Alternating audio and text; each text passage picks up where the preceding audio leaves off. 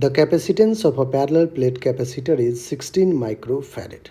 When a glass slab is placed between the plates, the potential difference reduces to 1/8 of the original value. What is the dielectric constant of glass?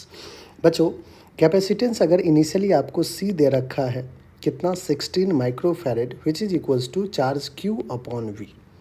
अब आपने क्या किया, उस glass slab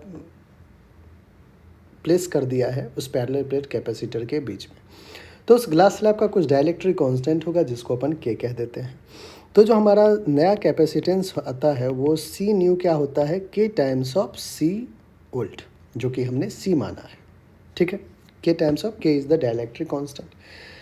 अब देखिए बच्चों, अब हमें क्या करना है, C न्यू बढ़ जाता है डाइलेक्ट्रिक टाइम्स से, कैपेसिटेंस की वैल्यू बढ़ती है, ये सारी कहानी आप पढ़ रखे हो।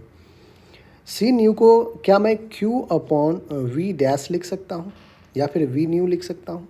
ठीक है, C न्यू को आप Q अपॉन V न्यू। अब मैं V के साथ क्यों रिलेट कर रहा हूँ, क्योंकि यहाँ पे बच्चों वेरिएशन V का ही है, पोटेंशियल डिफरेंस का ही। तो C न्यू को Q अपॉन V न्यू लिख सकता हूँ, K डाइलेक्ट्रिक कांस्टेंट। C को मैं Q अपॉन V लिख सकता हूँ, C को क्या लिख सकता हूँ, Q upon V। Q cancel out, जो K है डाइलेक्ट्रिक कांस्टेंट वो V अपॉन V न्यू आ जाएगा। इनिशियली लेट से पोटेंशियल डिफरेंस V था, फाइनली कह रहा है 1/8 ऑफ ओरिजिनल वैल्यू, मतलब 1/8 टाइम्स ऑफ V ने V को कैंसिल किया, 8 ऊपर चला जाएगा। तो आप कहोगे कि सर डाइलेक्ट्रिक कांस्टेंट जो मीडियम का होगा वो कितना होगा, 8, और वही हमारा B ऑप्शन है, B करेक्ट ऑप्शन है। ठीक है बच्चों।